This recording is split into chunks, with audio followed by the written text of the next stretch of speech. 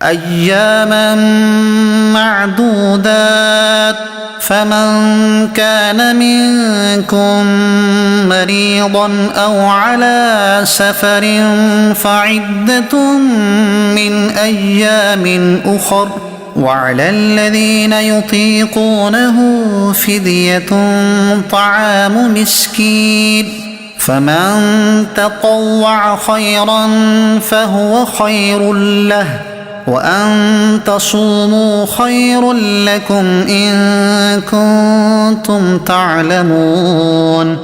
ترجمہ: گنتی کے چند دن ہیں تو تم میں جو کوئی بیمار ہو یا سفر میں ہو تو اتنے روزے اور دنوں میں رکھے، اور جنہیں اس کی طاقت نہ ہو ان پر ایک مسکین کا کھانا فدیہ ہے۔ پھر جو اپنی طرف سے نیکی زیادہ کرے تو وہ اس کے لیے بہتر ہے، اور اگر تم جانو تو روزہ رکھنا تمہارے لیے زیادہ بہتر ہے۔ ایام معدودات، گنتی کے چند دن ہیں۔ تفسیر صراط الجنان میں ہے فرض روزے گنتی کے دن ہیں، یعنی صرف رمضان کا ایک مہینہ ہے جو 29 دن کا ہوگا یا 30 دن کا، لہٰذا گھبرانے کی ضرورت نہیں، بلکہ یہ ذہن میں رکھو کہ جس رب عز و جل نے تمہیں 11 ماہ کھلایا پلایا، وہ اگر ایک ماہ صرف دن کے وقت کھانے پینے سے منع فرما دے، اور اس فاقے میں بھی تمہارے جسم و روح، ظاہر و باطن، دنیا اور آخرت کا فائدہ ہو تو ضرور اس کی اطاعت کرو۔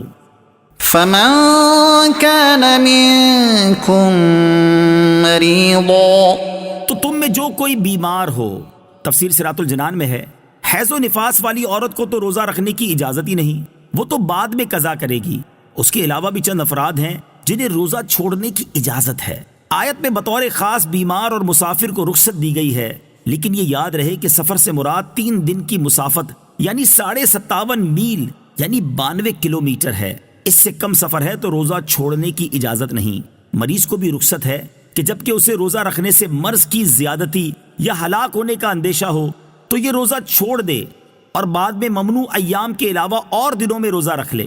البتہ یہ یاد رہے کہ مریض کو محض زیادہ بیماری کے یا ہلاکت کے صرف وہم کی بنا پر روزہ چھوڑنا جائز نہیں، بلکہ ضروری ہے کہ کسی دلیل یا سابقہ تجربے یا کسی ایسے طبیب کے کہنے سے غالب گمان حاصل ہو جو طبیب ظاہری طور پر فاسق نہ ہو۔ روزے کی رخصت کے چند اہم مسائل۔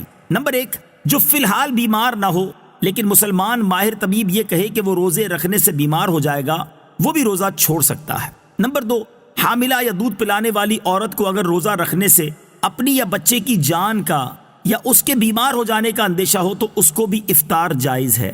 نمبر 3، جس مسافر نے طلوع فجر سے قبل سفر شروع کیا اس کو تو روزہ چھوڑنے کی اجازت ہے، لیکن جس نے طلوع فجر کے بعد سفر کیا اس کو اس دن کا روزہ چھوڑنے کی اجازت نہیں۔ فدیۃ طعام مسکین، ایک مسکین کا فدیہ۔ تفسیر صراط الجنان میں ہے شیخ فانی یعنی وہ بوڑھا جس کی عمر ایسی ہو گئی کہ اب روز بروز کمزوری ہوتا جائے گا، جب وہ روزہ رکھنے سے عاجز ہو، یعنی نہ اب رکھ سکتا ہے اور نہ آئندہ ہی اس میں اتنی طاقت آنے کی امید ہو کہ روزہ رکھ سکے، اس کے لیے جائز ہے کہ روزہ نہ رکھے، اور ہر روزے کے بدلے فدیے کے طور پر نصف سا یعنی 80 گرام کم 2 کلو گندم یا اس کا آٹا دے دے یا اس کی قیمت دے دے، اور اگر فدیہ جو سے دینا ہو تو گندم سے دگنا دینا ہوگا۔ یہ بھی یاد رہے کہ اگر فدیہ دینے کے بعد روزہ رکھنے کی قوت آ گئی تو روزہ رکھنا لازم ہو جائے گا۔ مسئلہ، اگر کوئی شیخ فانی غریب و نادار ہو اور فدیہ دینے کی قدرت بھی نہ رکھتا ہو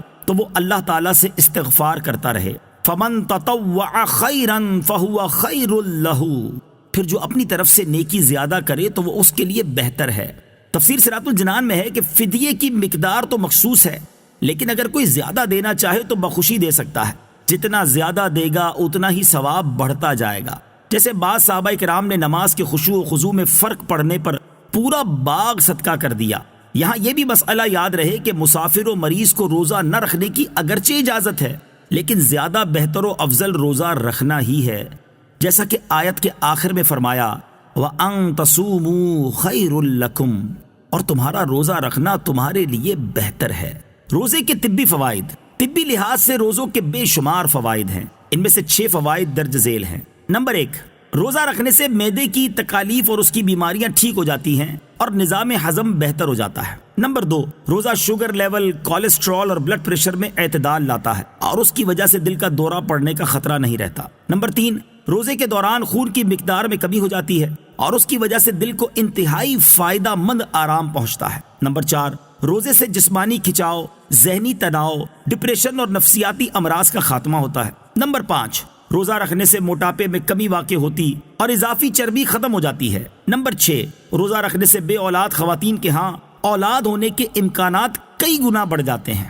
روزے کی برکت سے شفا ملی۔ اعلیٰ حضرت امام احمد رضا خان علیہ رحمت الرحمن فرماتے ہیں، ابھی چند سال ہوئے ماہ رجب میں جب حضرت والد ماجد قدس سرہ شریف خواب میں تشریف لائے اور مجھ سے فرمایا اب کی رمضان میں مرض شدید ہوگا، روزہ نہ چھوڑنا۔ ویسا ہی ہوا اور ہر چند طبیب وغیرہ نے کہا، مگر میں نے بحمد ہی تعالی روزہ نہ چھوڑا اور اسی کی برکت نے بفضل ہی تعالی شفا دی کہ حدیث میں ارشاد ہوا ہے سومو تصحو، روزہ رکھو تندرست ہو جاؤ گے۔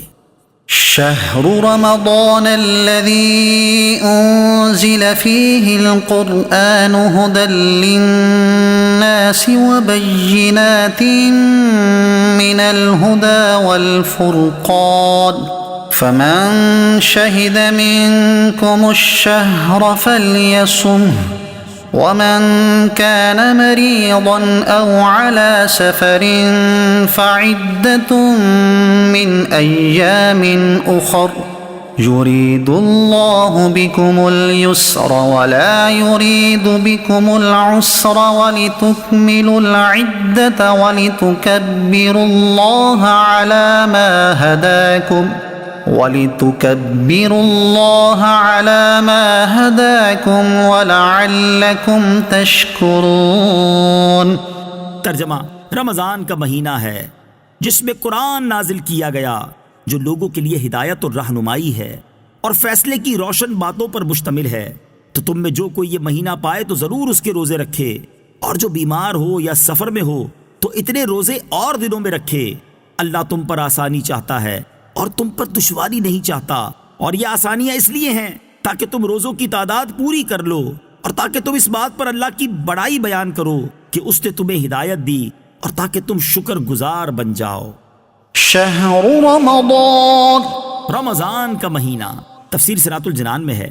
اس آیت میں ماہ رمضان کی عظمت و فضیلت کا بیان ہے اور اس کی 2 اہم ترین فضیلتیں ہیں۔ پہلی یہ کہ اس مہینے میں قرآن اترا، اور دوسری یہ کہ روزوں کے لیے اس مہینے کا انتخاب ہوا۔ اس مہینے میں قرآن اترنے کے یہ معنی ہیں۔ نمبر 1، رمضان وہ ہے جس کی شان و شرافت کے بارے میں قرآن پاک نازل ہوا۔ نمبر 2، قرآن کریم کے نازل ہونے کی ابتدا رمضان میں ہوئی۔ نمبر 3، مکمل قرآن کریم رمضان المبارک کی شب قدر میں لوح محفوظ سے آسمان دنیا کی طرف اتارا گیا اور بیت العزت میں رہا۔ یہ اسی آسمان پر ایک مقام ہے، یہاں سے وقتاً فوقتاً حکمت کے مطابق جتنا اللہ تعالیٰ کو منظور ہوا جبریل امین لاتے رہے، اور یہ نزول 23 سال کے عرصے میں پورا ہوا۔ عظمت والی چیز سے نسبت کی برکت۔ رمضان وہ واحد مہینہ ہے جس کا نام قرآن پاک میں آیا، اور قرآن مجید سے نسبت کی وجہ سے اس ماہ رمضان کو عظمت و شرافت ملی۔ اس سے معلوم ہوا کہ جس وقت کو کسی شرف و عظمت والی چیز سے نسبت ہو جائے وہ قیامت تک شرف والا ہے۔ اس لیے جس دن اور گھڑی کو حضور پرنور صلی اللہ تعالی علیہ وسلم کی ولادت اور معراج سے نسبت ہے وہ عظمت و شرافت والے ہو گئے۔ جیسے حضرت آدم علیہ السلام کی روز جمعہ پیدائش پر جمعے کا دن عظمت والا ہو گیا۔ حضرت یحییٰ علیہ السلام کی پیدائش، وصال اور زندہ اٹھائے جانے کے دن پر قرآن میں سلام فرمایا گیا۔ اسی طرح حضرت عیسیٰ علیہ السلام کا اپنی پیدائش، وصال اور زندہ اٹھائے جانے کے دن پر سلام فرمانا قرآن میں مذکور ہے۔ والفرقان، اور حق و باطل میں فرق کرنے والا۔ تفسیر صراط الجنان میں ہے، زیر تفسیر آیت میں قرآن مجید کی 3 شانیں بیان ہوئیں۔ نمبر 1، قرآن ہدایت ہے۔ نمبر 2، روشن نشانیوں پر مشتمل ہے۔ اور نمبر 3، حق و باطل میں فرق کرنے والا ہے۔ قرآن شریف کے 23 نام ہیں، اور یہاں قرآن مجید کا دوسرا مشہور نام فرقان ذکر کیا گیا ہے۔ یرید اللہ بکم اليسر، اللہ تم پر آسانی چاہتا ہے۔ تفسیر صراط الجنان میں ہے، اللہ تعالیٰ نے اپنی عبادت ہم پر فرض فرمائی، لیکن اپنی رحمت سے ہم پر تنگی نہیں کی، بلکہ آسانی فرماتے ہوئے متبادل بھی عطا فرما دیے۔ روزہ فرض کیا، لیکن رکھنے کی طاقت نہ ہو تو بعد میں رکھنے کی اجازت دے دی۔ بعض صورتوں میں فدیے کی اجازت دے دی۔ کھڑے ہو کر نماز پڑھنے کی طاقت نہ ہو تو بیٹھ کر ورنہ لیٹ کر اشارے سے پڑھنے کی اجازت دے دی۔ 1 مہینے روزے کا حکم فرمایا تو 11 مہینے دن میں کھانے کی اجازت دے دی، اور رمضان میں بھی راتوں کو کھانے کی اجازت دی۔ بلکہ سحری اور افطاری کے کھانے پر ثواب کا وعدہ فرمایا۔ گنتی کے چند جانوروں کا گوشت حرام قرار دیا تو ہزاروں جانوروں پرندوں کا گوشت حلال فرما دیا۔ کاروبار کے چند ایک طریقوں سے منع کیا تو ہزاروں طریقوں کی اجازت بھی عطا فرما دی۔ مرد کو ریشمی کپڑے سے منع کیا تو 20 قسم کے کپڑے پہننے کی اجازت دے دی۔ الغرض یوں غور کریں تو آیت کا معنی روز روشن کی طرح ظاہر ہو جاتا ہے کہ اللہ تعالی ہم پر آسانی چاہتا ہے اور وہ ہم پر تنگی نہیں چاہتا۔ وَلِتُكْمِلُوا الْعِدَّةَ، اور تاکہ تم گنتی پوری کرو۔ تفسیر صراط الجنان میں ہے گنتی پوری کرنے سے مراد رمضان کے 29 یا 30 دن پورے کرنا ہے، اور تکبیر کہنے سے مراد یہ ہے کہ اللہ تعالیٰ نے تمہیں اپنے دین کے طریقے سکھائے تو تم اس پر اللہ تعالیٰ کی بڑائی بیان کرو اور ان چیزوں پر اللہ تعالیٰ کا شکر ادا کرو۔ وَإِذَا سَأَلَكَ عِبَادِي عَنِّي فَإِنِّي قَرِيبٌ أُجِيبُ دَعْوَةَ الدَّاعِ إِذَا دَعَانِ فَلْيَسْتَجِيبُوا لِي وَلْيُؤْمِنُوا بِي لَعَلَّهُمْ يَرْشُدُونَ۔ ترجمہ، اور اے حبیب جب تم سے میرے بندے میرے بارے میں سوال کریں تو بے شک میں نزدیک ہوں، میں دعا کرنے والے کی دعا قبول کرتا ہوں۔ جب وہ مجھ سے دعا کرے تو انہیں چاہیے کہ میرا حکم مانیں اور مجھ پر ایمان لائیں تاکہ ہدایت پائیں۔ وَإِذَا سَأَلَكَ عِبَادِي عَنِّي، اور اے حبیب جب تم سے میرے بندے میرے بارے میں سوال کریں۔ تفسیر صراط الجنان میں ہے اس آیت میں طالبان حق کی طلب مولا کا بیان ہے، جنہوں نے عشق الہی میں اپنی خواہشات کو قربان کر دیا، وہ اسی کے طلبگار ہیں۔ ان حضرات کو قرب و وصال الہی کی خوشخبری دی جا رہی ہے۔ شان نزول، صحابہ کرام کی ایک جماعت نے جذبہ عشق الہی میں سید عالم صلی اللہ تعالیٰ علیہ وسلم سے دریافت کیا کہ ہمارا رب کہاں ہے؟ اس پر بتایا گیا کہ اللہ تعالیٰ مکان سے پاک ہے، کیونکہ جو چیز کسی سے مکان کے اعتبار سے قرب رکھتی ہو وہ اس کے دور والے سے ضرور دوری پر ہوتی ہے، اور اللہ تعالیٰ سب بندوں سے قریب ہے۔ قرب الہی کی منازل تک رسائی بندے کو اپنی غفلت دور کرنے سے میسر آتی ہے۔ اجیب دعوت الداعی اذا دعانی، میں دعا کرنے والے کی دعا قبول کرتا ہوں جب وہ مجھ سے دعا کرے۔